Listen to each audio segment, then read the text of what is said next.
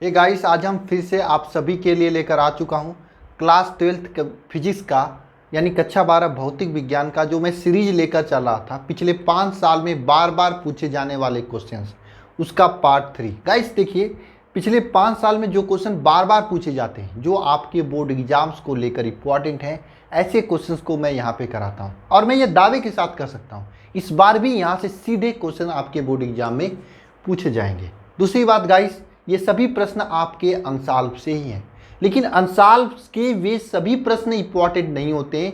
सभी प्रश्न जो अनसॉल्व के होते हैं वे बार बार रिपीट नहीं किए जाते हैं। उसमें से कुछ एक क्वेश्चन होते हैं जो बार बार रिपीट किए जाते हैं। तो आज के इस लेक्चर में या इस सीरीज में जो मैं करा रहा हूँ, इसमें से इसी क्वेश्चंस को मैं बहुत ही मेहनत से चॉइस कर करके आपको लेकर आ रहा हूँ, जो क्वेश्चन आपके बोर्ड एग्जाम के लिए इंपॉर्टेंट हैं, जो बार बार रिपीट कर रहे हैं। दूसरी बात गाइस, मैंने आपसे पूछा था कि मुझे कैसे कराना चाहिए क्लासेज को। इस जो मैं अनसॉल्व का ये क्लास लेके चल रहा हूँ, इसको कैसे कराना चाहिए, चैप्टर वाइज कराना चाहिए या फिर जैसे इस समय करा रहा हूँ पूरे सेकेंड फिजिक्स के क्वेश्चन को एक साथ में पिकअप कर रहा हूँ, इस तरह से कराना चाहिए। तो काफ़ी स्टूडेंट का चैप्टर वाइज के पक्ष में आया था, कुछ एक स्टूडेंट का उसमें भी आया था कि सर जैसे करा रहे हो वैसे ही सही है, क्योंकि ऐसे कराने से मुझे एग्जाम में कैसे लिखना है, एग्जाम में क्वेश्चंस को अटेम्प्ट करने की एफिशिएंसी बढ़ती है, ये आप लोगों का दलील था। तो फाइनली मैंने डिसाइड कर लिया हूँ कि मुझे कैसे कराना है। ठीक है, देखिए अभी तो मेरे पास काफ़ी क्वेश्चंस हैं, मुझे अभी 2-3 क्लास ऐसे ही लेना पड़ेगा, उसके बाद से मैं चैप्टर वाइज स्टार्ट करेंगे। ठीक है, डोंट वरी, परेशान मत होना, दोनों लोगों की बातें हो जाएंगी। ठीक है, तो गाइस चलिए आज का यह क्लास स्टार्ट करते हैं। क्लास स्टार्ट करने से पहले एक महत्वपूर्ण बात आप सभी के लिए। देखिए गाइस, ये जो समय है आप सभी के लिए, या आप सभी के लिए डिसाइडेबल समय है, क्योंकि यह समय आपके बोर्ड एग्जाम के परसेंटेज को निर्धारित करेगा। यही तय करेगा कि आपका बोर्ड एग्जाम में परसेंटेज कितना आएगा, क्योंकि जब टाइम टेबल आएगा उसके बाद तो सभी घोड़ों की तरह लग जाएंगे, सभी पढ़ने लग जाएंगे, लेकिन आगे वही निकलेगा जो इस समय में पढ़ेगा। इसलिए मैं आप सभी लोगों से कहना चाहता हूँ, पढ़ाई कीजिए, आप लोग मेहनत स्टार्ट कर दीजिए। मैं डेली क्लासेस दे सकता हूँ, तो आप लोग पढ़ाई नहीं कर सकते हो? दे रहा हूँ ना डेली क्लासेस। अन्य चैनल्स, अन्य इंस्टीट्यूट वालों को देखिए, वे लोग तो बंद कर दिए हैं क्लासेस, मैं तो दे रहा हूँ ना आप लोगों के लिए, तो पढ़ सकते हो जुड़ करना। आपको ज़्यादा इधर उधर करने की ज़रूरत नहीं, जितना मैं पढ़ा रहा हूँ केवल उतना ही पढ़िए। कम से कम 5 से 6 क्वेश्चन डेली तैयार होंगे ना। अगर आप इतना ही करोगे तब पर भी आपके लिए बेहतर होगा। अगर कुछ नहीं कर रहे हो तो, अगर इसके अलावा भी कर सकते हो तो आपके लिए तो बेस्ट होगा। बात को समझिए प्लीज़, आप लोग पढ़ाई कीजिए, नहीं तो आपकी ज़िंदगी बर्बाद हो जाएगी। समझ गए आप लोग? प्लीज़, नहीं समझोगे तो पछताओगे। मैं कैसे कर सकता हूँ? आपके सामने हाथ ही जोड़ लिया हूँ। हाथ इसलिए जोड़ा हूँ कि आप मेरे छोटे भाई बहन के समान हो। मैं आप लोगों को भाई मानता हूँ, मेरे भाई हो आप सभी लोग,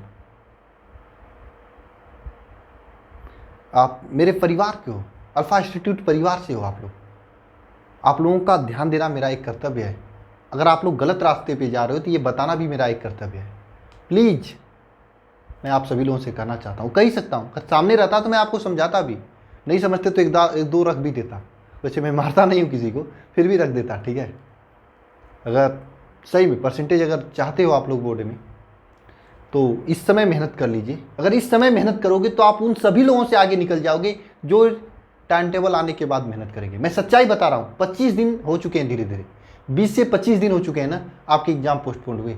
अगर 20 से 25 दिनों के बीच में जो अपने बुक को टच नहीं किया होगा, यानी जो पढ़ाई छोड़ दिया होगा, मैं ये यकीन से कह सकता हूँ, जिस भी दिन टाइम टेबल, मान लीजिए 20 मई तक आपके लिए एक नया टाइम टेबल या एक नया डेट बता दिया गया बोर्ड के द्वारा, तो यकीन मानना आप सभी लोग कि तैयारी आपकी जीरो हो जाएगी। आप दोबारा रिवाइव नहीं कर पाओगे, कुछ समझ में नहीं आएगा आपको, सब चीज़ें आपको नई नई लगेंगी, भले ही आप कितनी बार पढ़े हो। तो अगर आप थोड़ी थोड़ी पढ़ते रहे होंगे तो आपको बहुत बेनिफिट होगा।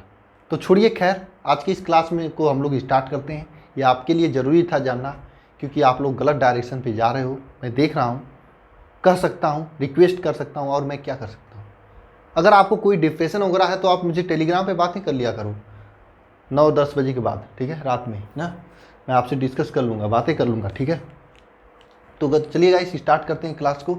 करने से पहले एक बार माँ सरस्वती को जरूर ध्यान दें, जरूर नमन करें, जरूर उनसे प्रार्थना करें कि इस क्लास में जो कुछ भी हम लोग पढ़ेंगे ये सभी चीज़ें आपको याद रहें, एग्ज़ाम में अच्छे से लिख पाएँ और एग्ज़ाम में नंबर भी आएँ। ठीक है, और एक बात, जय माँ सरस्वती आप सभी लोग अपनी कॉपी पर लिखें, कमेंट बॉक्स में लिखें, जरूर ध्यान दें।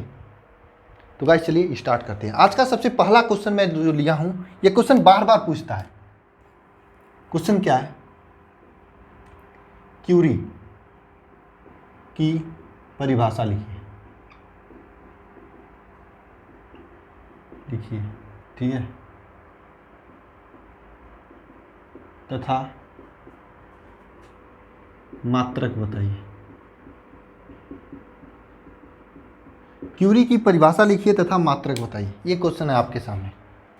और सच्चाई बताऊं, ये क्वेश्चन बार बार पूछा गया है। वैसे क्वेश्चन यही पूछा जाता है, क्यूरी की परिभाषा लिखिए, लेकिन मैं थोड़ा एक्स्ट्रा जाकर इसका किसका मात्रक है और क्यूरी किसे कहते हैं, एक क्यूरी का डिफिनीशन, सब चीज़ें आपके सामने डिस्कस करूँगा।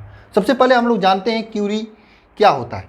क्यूरी जो होता है, ये क्यूरी रेडियो एक्टिव पदार्थ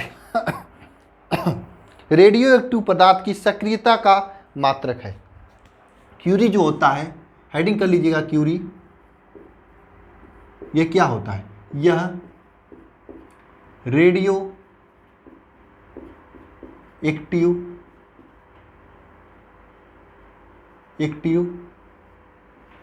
पदार्थ की सक्रियता का मात्रक है। तो क्यूरी क्या है? क्यूरी रेडियो एक्टिव पदार्थ के सक्रियता का मात्रक है। बोलो मेरे साथ सभी लोग, क्यूरी किसे कहते हैं? क्यूरी रेडियो एक्टिव पदार्थ के सक्रियता का मात्रक है। क्यूरी किसे कहते हैं? क्यूरी रेडियो एक्टिव पदार्थ के सक्रियता का मात्रक है। किसका मात्रक है? रेडियो एक्टिव पदार्थ के सक्रियता का मात्रक है। देखिए, बात करते हैं क्यूरी का। तो क्यूरी का डिफिनीशन क्या होता है? यदि किसी रेडियो एक्टिव पदार्थ में 3.7 इंटू 10 विघटन प्रति सेकेंड हो तो उस पदार्थ की सक्रियता 1 क्यूरी होता है। यदि कोई भी रेडियो एक्टिव पदार्थ है, उसका जो विघटन है वह 3.7 इंटू 10 विघटन प्रति सेकेंड हो, तो उस पदार्थ की जो सक्रियता कहलाती है वह 1 क्यूरी कहलाती है। डिफिनीशन लिखते हैं, यदि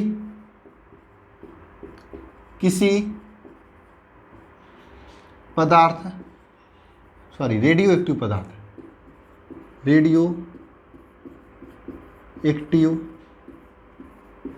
पदार्थ यदि किसी रेडियो एक्टिव पदार्थ की विघटन 3.7 इंटू 10 विघटन प्रति सेकेंड हो, यदि किसी पदार्थ रेडियो एक्टिव पदार्थ की विघटन 3.7 इंटू 10 विघटन पर सेकेंड हो, तो उस पदार्थ की सक्रियता 1 क्यूरी कहलाती है। बात समझ में आई? यदि किसी पदार्थ की रेडियो एक्टिव पदार्थ की विघटन 3.7 इंटू 10 विघटन पर सेकेंड हो, किसी रेडियो एक्टिव पदार्थ की जो विघटन है 3.7 इंटू 10 विघटन पर सेकेंड हो, तो उस पदार्थ की सक्रियता 1 क्यूरी कहलाती है। बात समझना फिर से, यदि किसी भी पदार्थ की विघटन जो है 3.7 इंटू 10 विघटन पर सेकेंड हो, तो उस पदार्थ की जो सक्रियता होती है 1 क्यूरी कहलाती है। ये 1 क्यूरी का डिफिनीशन है। क्या डिफिनीशन है? यदि किसी भी पदार्थ की या किसी भी रेडियो एक्टिव पदार्थ की विघटन 3.7 इंटू 10 विघटन पर सेकेंड हो, कितना? 3.7 इंटू 10 विघटन पर सेकेंड, तो उस पदार्थ की जो सक्रियता है उसे 1 क्यूरी कहलाएगी। यदि कोई भी पदार्थ है, उसका जो विघटन है वह 3.7 इंटू 10 विघटन पर सेकेंड हो, तो उस पदार्थ की सक्रियता क्या कहलाएगी? 1 क्यूरी कहलाएगी। बहुत ही इंपॉर्टेंट डिफिनीशन है आप सभी के बोर्ड एग्जाम्स को लेकर। आप लोग कमेंट बॉक्स में लिखिए ये डिफिनीशन, सभी लोग लिखिए कमेंट बॉक्स में। लिखते नहीं हो आप लोग, बताइए। अर्थात 1 क्यूरी इज इक्वल टू क्या होता है? 1 curie is equal to 3.7 into 10 विघटन प्रति सेकंड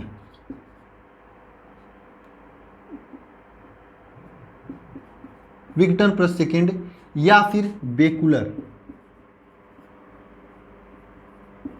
3.7 इंटू 10 विघटन प्रति सेकंड या फिर बेकुलर, यानी एक क्यूरी इज इक्वल टू क्या हो जाएगा 3.37 इंटू 10 विघटन प्रति सेकंड या फिर बेकुलर, यानी या तो ये मात्रक है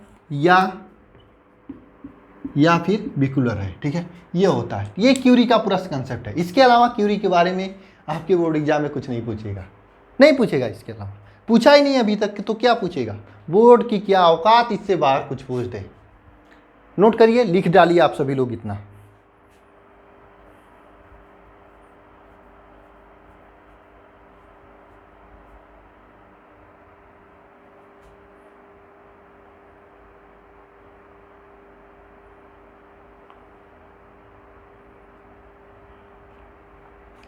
ठीक है, हो गया, नोट कर लिए सभी लोग।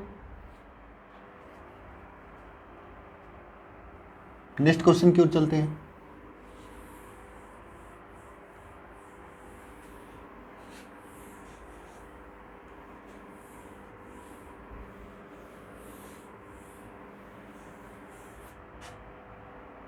नेक्स्ट क्वेश्चन क्या है? नेक्स्ट क्वेश्चन बहुत ही इंपॉर्टेंट क्वेश्चन आप सभी के बोर्ड एग्जाम्स को लेकर। ठीक है, क्या है? क्रांतिक द्रव्यमान किसे कहते हैं? परिभाषा, क्रांतिक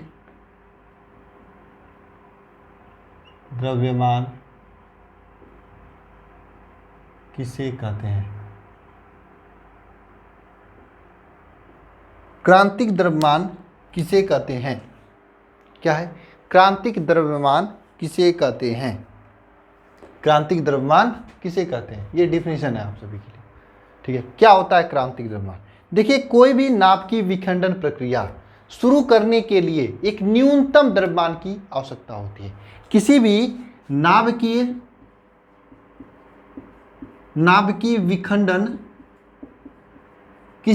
की विखंडन अभिक्रिया को शुरू करने के लिए, क्या शुरू करने के लिए एक न्यूनतम द्रव्यमान की आवश्यकता होती है। वह न्यूनतम द्रव्यमान आपकी क्या कहलाती है? क्रांतिक द्रव्यमान कहलाती है। ठीक है, बात समझ में आई? कोई भी नाभ की विखंडन अभिक्रिया है, उसे स्टार्ट करने के लिए एक न्यूनतम द्रव्यमान की आवश्यकता होती है। किसकी आवश्यकता होती है? एक न्यूनतम द्रव्यमान की आवश्यकता होती है। वह न्यूनतम द्रव्यमान क्रांतिक द्रव्यमान कहलाता है। बात समझ में आई? नहीं समझ में आई? देखिए, प्रैक्टिकल लाइफ में समझाते हैं आपको। देखिए, आपको बोर्ड में पास होने के लिए मुझे तो नहीं लगता आप लोग पास होगे, क्योंकि आप लोग तो हो जाओगे। बहुत से लोग जो इसमें पढ़ाई नहीं कर रहे हैं वे लोग नहीं होंगे। पास होने के लिए 33% की आवश्यकता होती है। आप 33% होगा तभी आप बोर्ड में पास होगे, भले ही 3rd डिवीजन, लेकिन पास होगे ना पास। तो 33% ही जितना आपकी आवश्यकता होती है बोर्ड में पास होने के लिए, वह पासिंग मार्क है। उससे अधिक आप जितना भी रहे, ठीक है, तो 33% आपका पासिंग मार्क रहता है। सिमिलरली यहाँ पे होता है, नाभ की विखंडन अभिक्रिया शुरू करने के लिए एक न्यूनतम द्रव्यमान की आवश्यकता होती है। जैसे वहाँ पे 33% था, यहाँ पर एक न्यूनतम द्रव्यमान की आवश्यकता होती है। द्रव्यमान सब पदार्थ के लिए अलग अलग होता है, तो जो न्यूनतम द्रव्यमान, जितनी न्यूनतम द्रव्यमान की आवश्यकता होती है, वह न्यूनतम द्रव्यमान आपका क्रांतिक द्रव्यमान कहलाता है। अब बोलिए, डिफिनेशन समझ में आया? क्रांतिक द्रव्यमान किसे कहते हैं? कोई भी नाभ की विखंडन की अभिक्रिया स्टार्ट करने के लिए एक न्यूनतम द्रव्यमान की आवश्यकता होती है। वह न्यूनतम द्रव्यमान क्या कहलाता है? नाभ की विखंडन के लिए क्रांतिक द्रव्यमान कहलाता है। तो इसी डिफिनेशन को लिख देते हैं। किसी भी नाभिकीय विखंडन के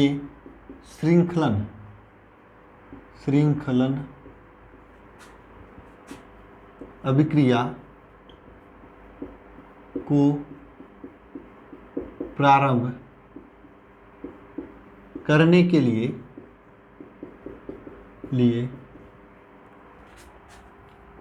एक न्यूनतम द्रव्यमान की आवश्यकता, न्यूनतम द्रव्यमान की आवश्यकता होती है, न्यूनतम द्रव्यमान की आवश्यकता होती है, वह द्रव्यमान, वह न्यूनतम द्रव्यमान क्रांतिक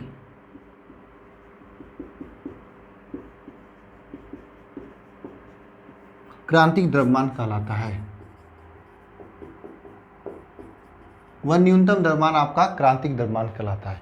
किसी भी श्रृंखलन अपक्रिया या नाभ की विखंडन अपक्रिया को स्टार्ट करने के लिए एक न्यूनतम द्रव्यमान की आवश्यकता होती है। वह न्यूनतम द्रव्यमान क्या कहलाता है? क्रांतिक द्रव्यमान या क्रांतिक द्रव्यमान कहलाता है। ठीक है, नोट कर लिए क्रांतिक द्रव्यमान का डिफिनेशन। आज छोटे छोटे ही क्वेश्चन मुझे कराने हैं ज़्यादा, क्योंकि 2 दिन से लॉन्ग क्वेश्चन चल रहे थे। लास्ट में आपको एक लॉन्ग क्वेश्चन कराऊंगा, लेकिन अभी छोटे क्वेश्चन ही कराने हैं। ठीक है, नोट कर लीजिए आप सभी लोग।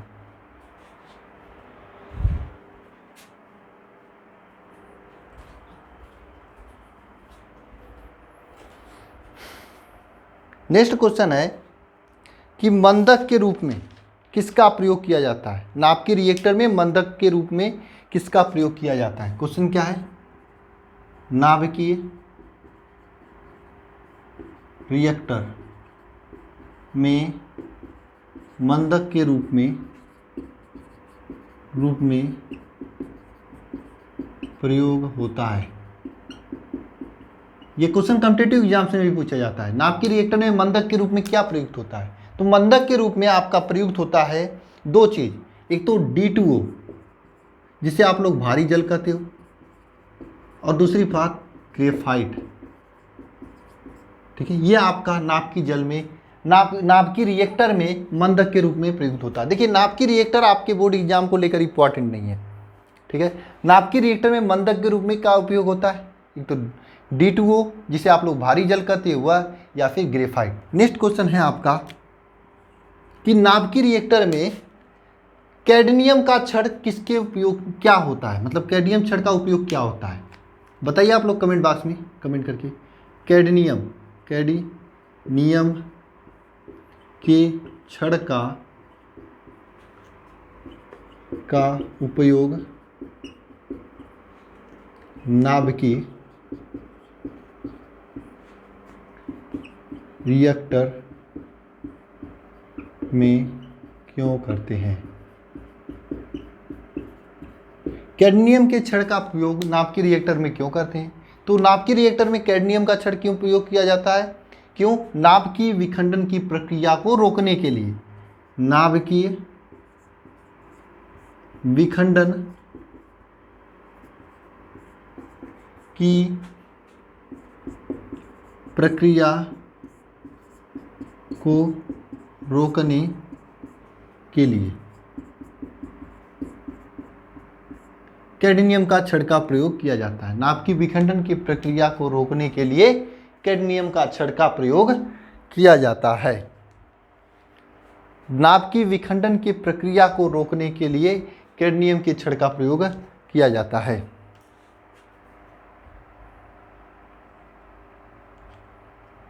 ठीक है, नोट कीजिए।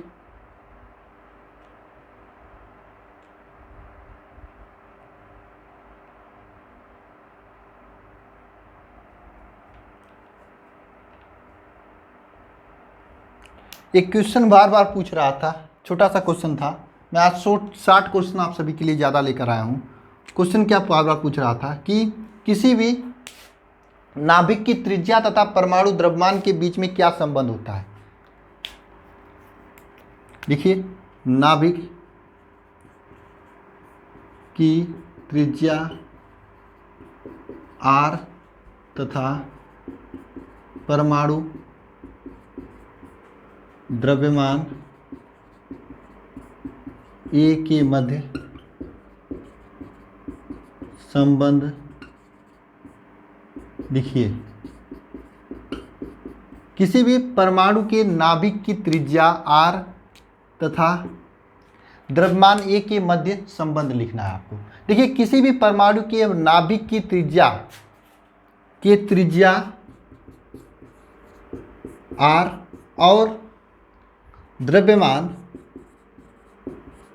ए के मध्य क्या संबंध होता है? देखिए ध्यानपूर्वक यहाँ पे, नाभिक के त्रिज्या r और द्रव्यमान ए के मध्य जो संबंध होता है वह द्रव्यमान ए जो होता है प्रोपोर्शनल होता है आर के क्यूब के, यानी द्रव्यमान जो ए होता है आर क्यूब के प्रोपोर्शनल होता है। द्रव्यमान ए जो होता है आर क्यूब के प्रोपोर्शनल होता है, ठीक है। यानी r इज इक्वल टू, अगर आप लिखना चाहेंगे तो r इज इक्वल टू लिख सकते हैं, r इज प्रोपोर्शनल ए के 1/3 होता है। अब इस प्रोपोर्शनलिटी के चिन्ह को हटाने के लिए यहाँ पर एक उपयोग किया जाता है आर नाट का, यहाँ पर ए के पावर 1/3 ये होता है आपके लिए, ठीक है। जहाँ पर आर आपकी परमाणु की त्रिज्या है और ए परमाणु का द्रव्यमान है, सॉरी ए आर आपका नाभिक की त्रिज्या है और ए यहाँ पे नाभिक की द्रव्यमान है, और यहाँ पे इस आर नाट क्या है? आर नाट आपका फर्मी नियतांक है।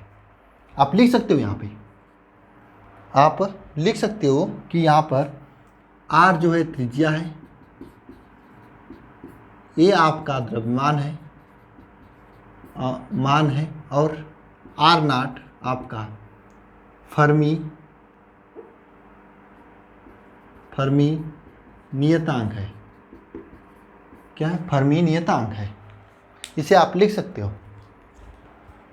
नोट करिए सभी लोग। आज क्वेश्चन की छड़ी लग रही है, क्वेश्चन पे क्वेश्चन कर रहे हो आप लोग। हाँ, ये सभी चीज़ें आपके लिए महत्वपूर्ण है।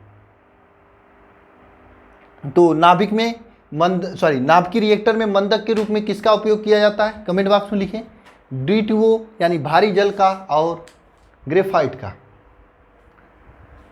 कैडमियम का छड़ किसके लिए उपयोग किया जाता है? कैडमियम की छड़ जो है नाभिकीय विखंडन की प्रक्रिया को रोकने के लिए उपयोग किया जाता है। यहाँ पर देखिए संबंध क्या होता है, R is equal to R naught 1/3 होता है, ठीक है। नोट करिए सभी लोग, नोट करिए। और जो मैं पढ़ाता हूँ इसको एक बार अपने से ज़रूर देखा कीजिए, यानी कि लेक्चर को 2 बार देखा कीजिए या एक बार अपने से और ट्राई किया कीजिए। तो क्या होता है कि चीज़ें आपको लॉन्ग टाइम तक याद रहेंगी, ठीक है।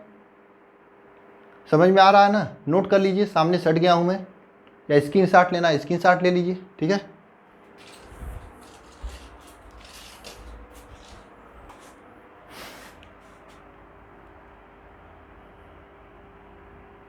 ठीक है, रब करें।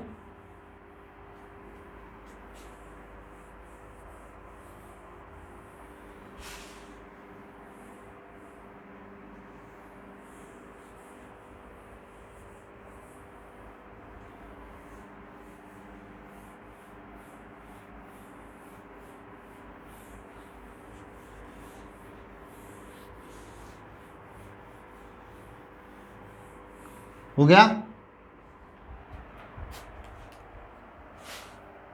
क्या करें आज के लिए, बस करें या फिर एक लॉन्ग क्वेश्चन बता दें आप लोगों के लिए? चलिए एक लॉन्ग क्वेश्चन बनाते हैं।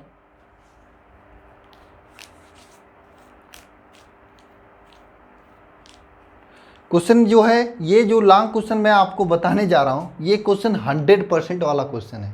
मैं ये कहता हूँ आपके बोर्ड के द्वारा 4-6 सेट बनाया जाता है।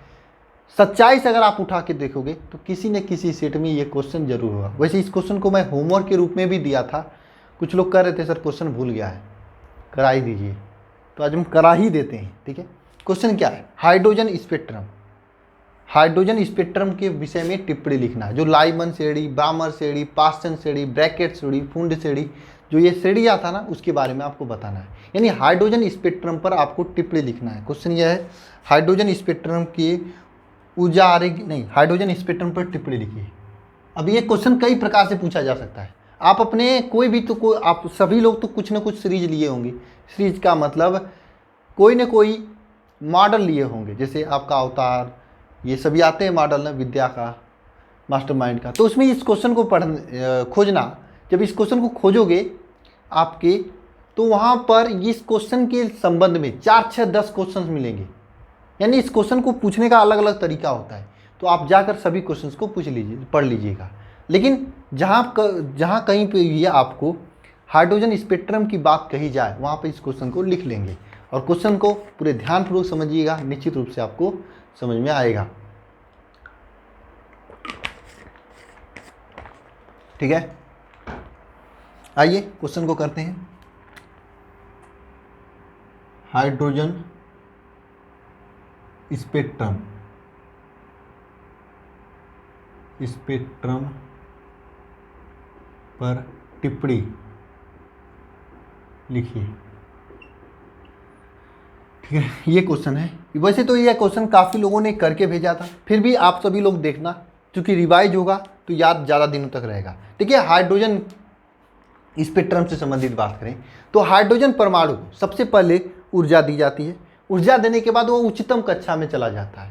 उच्चतम कक्षा में जाने के बाद, जैसे यहाँ पर मैं स्पेक्ट्रम खींच रहा हूँ, ठीक है, पहले इसको खींच देते हैं तो आपको अच्छा समझ में आएगा। 1 2 3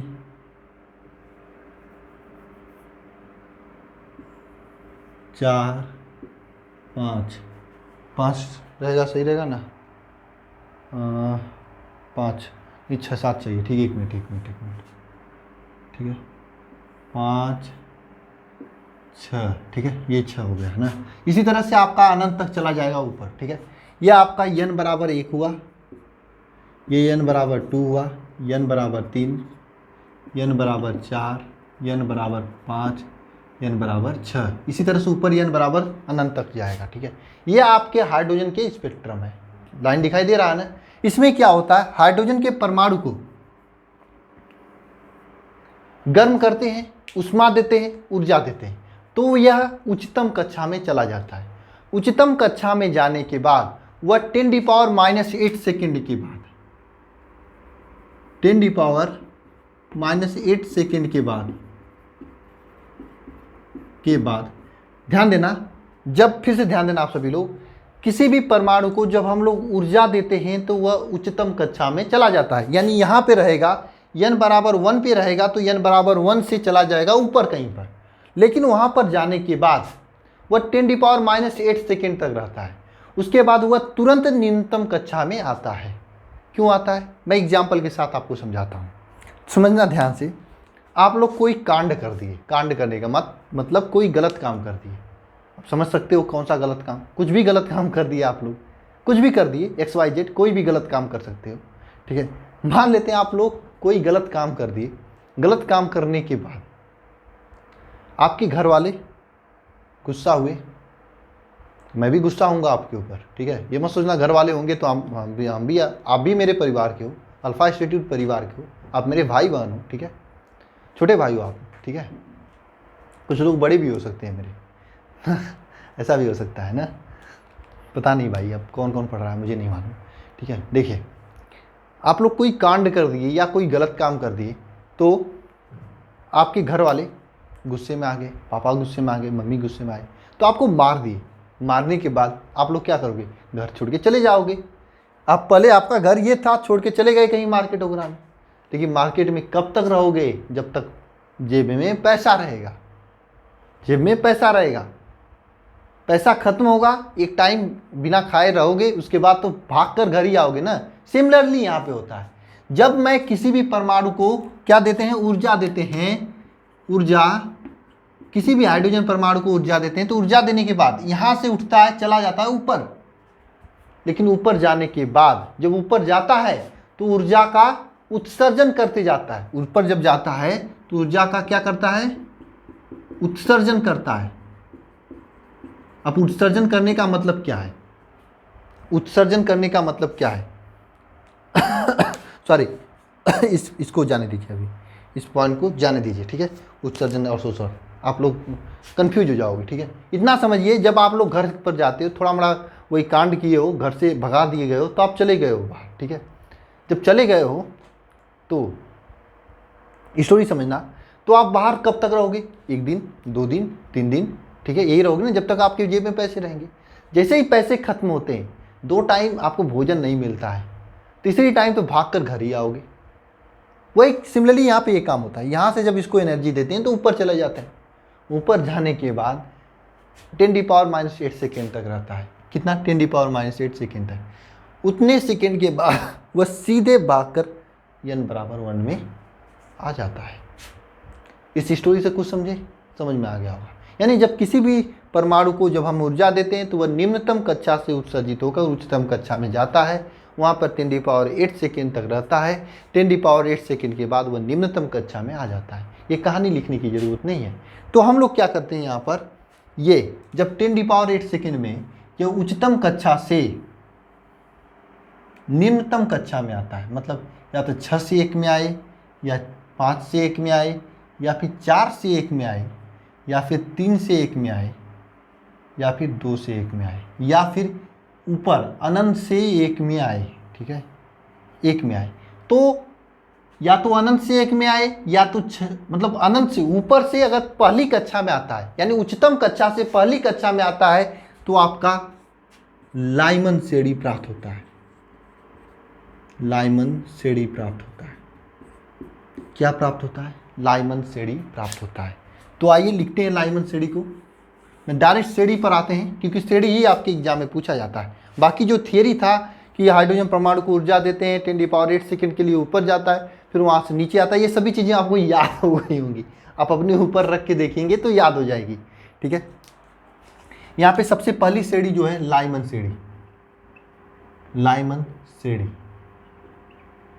लाइमन श्रेणी में क्या होता है ध्यानपूर्वक समझना है, यहाँ से फिगर से समझना ध्यानपूर्वक। लाइमन श्रेणी में क्या होता है, ये सबसे पहले लाइमन श्रेणी का जो खोज हुआ था, यह इसका खोज 1916 में किया गया था। इसका खोज कब किया गया? 1916 में किया गया, ठीक है। इस श्रेणी में जो इस लाइमन श्रेणी है, इस श्रेणी में क्या होता है, n इज इक्वल टू अनंत से, n1 इज इक्वल टू अनंत से n2 इज इक्वल टू 1 में आते हैं, यानी अनंत से इसमें 1 में आते हैं। जो इसका स्पेक्ट्रम है यह अनंत से फर्स्ट श्रेणी में आएगा। लाइमन श्रेणी में क्या होता है, अनंत से स्पेक्ट्रम फर्स्ट श्रेणी में आता है। बात समझ में आई? इसमें अनंत से फर्स्ट श्रेणी में आता है। आयनन श्रेणी में जो होता है, लाइमन श्रेणी में जो होता है, इसका खोज 1916 में किया गया। इसमें जो स्पेक्ट्रम होता है, जो लाइन होता है, ऊर्जा स्तर होता है, वह उच्चतम ऊर्जा स्तर से प्रथम ऊर्जा स्तर में आता है। इसका संक्रमण जो होता है, संक्रमण जो होता है उच्चतम ऊर्जा स्तर से प्रथम ऊर्जा स्तर में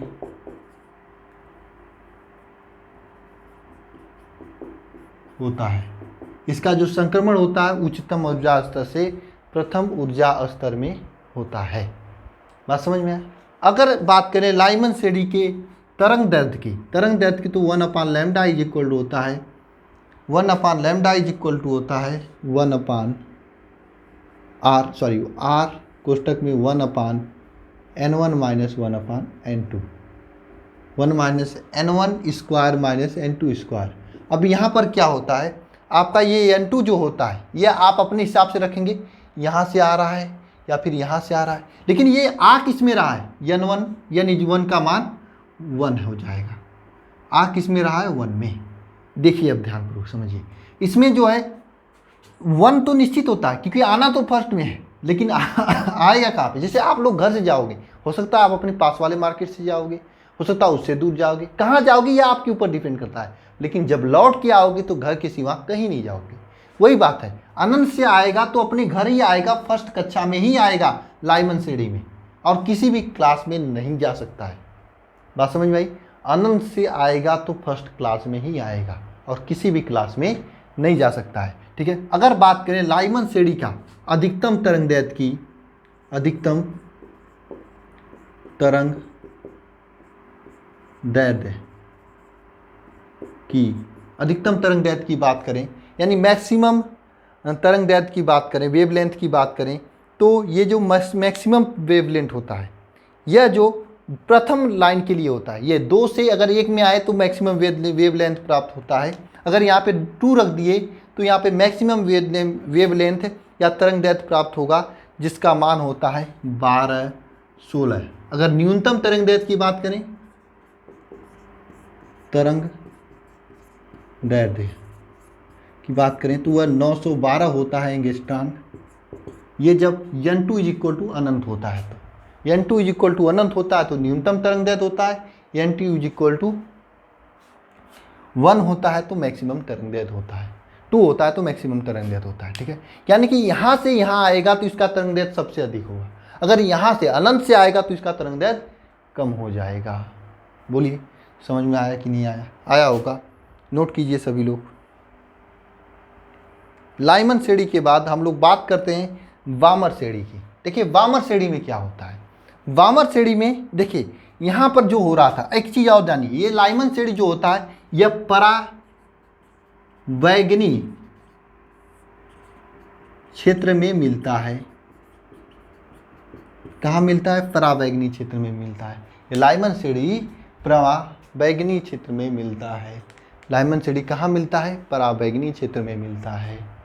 ठीक है, ये तीनों पॉइंट समझिएगा। पहला बात, लाइमन श्रेणी का खोज 1916 में हुआ। लाइमन श्रेणी में क्या होता है? उच्चतम कक्षा से पहली कक्षा में आता है। लाइमन श्रेणी का सूत्र याद करें तो 1/λ = r 1 square into n2 square. n2 decide करेगा कि कहाँ से आ रहा है। लाइमन श्रेणी की अगर अधिकतम तरंगदैर्घ्य कब प्राप्त होता है? जब n2 = 2 होता है, मतलब यहाँ से यहाँ जाता है तो अधिकतम तरंगदैर्घ्य प्राप्त होता है। अगर न्यूनतम तरंगदैर्घ्य की बात करें, यहाँ पे n =∞ रखें, अनंत से आए तो 912 न्यूनतम तरंगदैर्घ्य प्राप्त होता है। और ये लाइमन श्रेणी जो होता है परावैंगनी क्षेत्र में होता है। ये पॉइंट हो गया लाइमन श्रेणी के बारे में। बात करते हैं वामर श्रेणी की। वामर श्रेणी में क्या होता है, ध्यानपूर्वक समझना। इसमें वामर श्रेणी में जो होता है, जो लाइन आता है यह अनंत से दूसरे कक्षा में आता है, या फिर ऊपर से किसी भी क्लास से आएगा, दूसरे में आएगा, फर्स्ट में नहीं आएगा। फर्स्ट में आएगा तो लाइमन श्रेणी, द्वितीय में आएगा तो ये वामर श्रेणी होगा। ठीक है, अगर फर्स्ट में आएगा तो लाइमन श्रेणी, द्वितीय में आएगा तो वामर श्रेणी। तो आइए वामर श्रेणी के लिए कुछ लिखते हैं। वामर श्रेणी, ठीक है, वामर श्रेणी के बारे में लिखते हैं। ठीक है,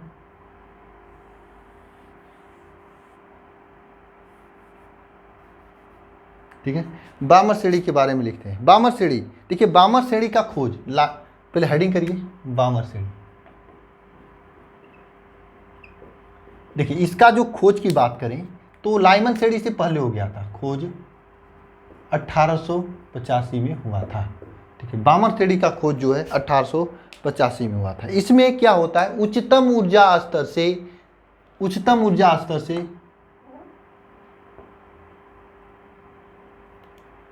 n2 = ∞ से n1 = 2 में आता है। यानी उच्चतम ऊर्जा स्तर से संक्रमण द्वितीय ऊर्जा स्तर में होता है। यानी उच्चतम ऊर्जा स्तर से संक्रमण जो है द्वितीय ऊर्जा स्तर में होता है। अगर लाइमन श्रेणी की बात करें, लाइमन श्रेणी की बात करें कि लाइमन श्रेणी की जो होता है ये तरंगदैर्घ्य के लिए फार्मूला क्या होगा? लाइमन श्रेणी के तरंगदैर्घ्य के लिए फार्मूला क्या होगा, इसकी बात करें। लाइमन श्रेणी के तरंगदैर्घ्य के लिए फार्मूला क्या होगा, इसकी बात करें तो क्या होगा फार्मूला? देखिए 1/λ = r कोष्टक में 1/n1 का स्क्वायर माइनस 1/n2 का स्क्वायर, ये होता है। ये तो फार्मूला होता है।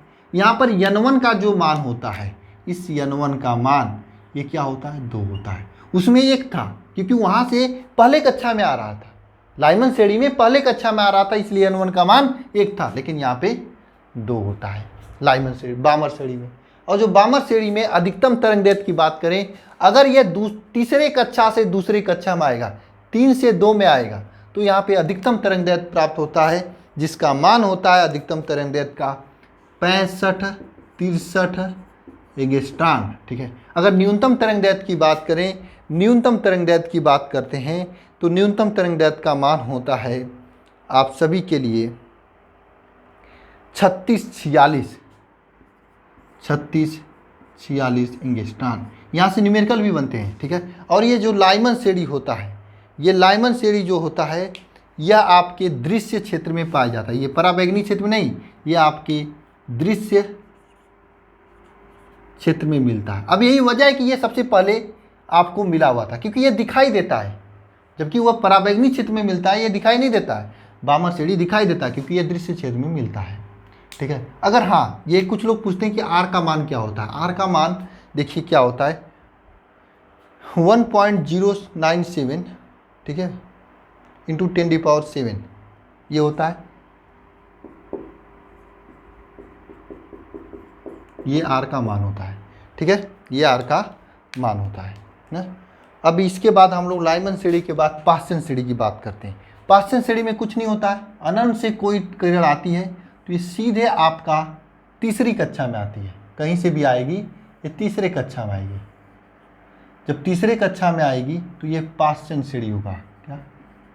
पाश्चन श्रेणी, पाश्चन श्रेणी होगा। अगर किसी भी कक्षा से तीसरे कक्षा में आती है, दूसरे कक्षा में आती है तो वामन श्रेणी, तीसरे कक्षा में आती है तो पाश्चन श्रेणी। अब पाश्चन श्रेणी की बात करें तो पाश्चन श्रेणी में इसका पाश्चन श्रेणी हेडिंग कर लीजिए यहाँ पर, पाश्चन श्रेणी।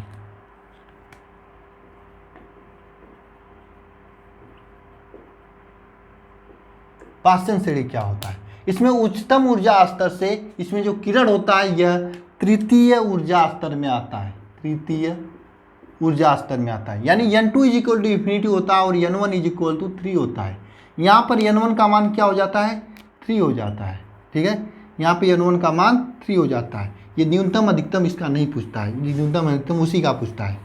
ये पाश्चन श्रेणी के लिए ये न्यूनतम अधिकतम नहीं पूछता है। तो पाश्चन श्रेणी में क्या होता है? 2 लाइन का डिफिनीशन है। इसमें जो संक्रमण होता है वह उच्चतम ऊर्जा स्तर से तृतीय ऊर्जा स्तर में होता है। यहाँ पे n2 = इन्फिनिटी होता है, n1 = 3 होता है। यहाँ पे लैम्डा का मान r 1/n1 square 1/n2 square, यहाँ पे n2 का मान आप डिसाइड करेंगे, n1 का मान 3 होता है, ठीक है, ये होता है। अगर इसके बाद आता है पाश्चन श्रेणी के बाद होता है ब्रैकेट श्रेणी और फुंड श्रेणी।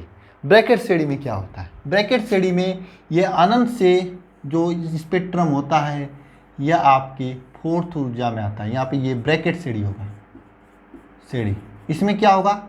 अनंत से जो विकिरण होता है, जो संक्रमण होता है 4th में होता है। यहाँ पर ब्रैकेट श्रेणी में क्या डिफरेंस हो जाएगा? यहाँ पे जो ब्रैकेट श्रेणी की बात करें, पाश्चन श्रेणी के बाद ब्रैकेट श्रेणी की बात करते हैं, आप सभी को समझ में आएगा। ब्रैकेट श्रेणी, अरे यार ये क्या लिखा रहा है? श्रेणी, ब्रैकेट श्रेणी की बात करें, इसमें उच्चतम ऊर्जा स्तर से संक्रमण तृतीय ऊर्जा स्तर में हो, सॉरी फोर्थ ऊर्जा स्तर में होता है। यहाँ पे n1 का मान 4th होता है, ठीक है। यहाँ पे n1 का मान क्या होता है? 4th होता है, ठीक है। यहाँ पे n1 का मान 4th होता है ब्रैकेट श्रेणी में, ठीक है। लास्ट जो श्रेणी है आप सभी के लिए फुंड श्रेणी है। फुंड श्रेणी में मैं मुंह से बता देता हूँ, इसमें क्या होता है? अनंत से 5वें में आता है और यहाँ पे n2 का मान 5 हो जाता है। फुंड से 5, फुंड से फुंड, ठीक है। इससे तरह से आपका ये हाइड्रोजन का स्पेक्ट्रम कंप्लीट होता है। एक बार सभी लोग अपने से भी इसे पढ़ लीजिएगा, तो ये आपके लिए आज का ये सभी क्वेश्चन हुए। तो आज मैं आप सभी के लिए होमवर्क देने जा रहा हूँ। होमवर्क लिखिए सभी लोग, होमवर्क लिखिए, होमवर्क लिखिए। तो प्रकाश वैद्युत प्रभाव के संबंधित आइंस्टीन के समीकरण की स्थापना कीजिए। प्रकाश वैद्युत प्रभाव से संबंधित आइंस्टीन के समीकरण की स्थापना कीजिए। ये प्रथम होमवर्क है आप सभी के लिए। द्वितीय होमवर्क लिखिए, द्वितीय होमवर्क लिखिए।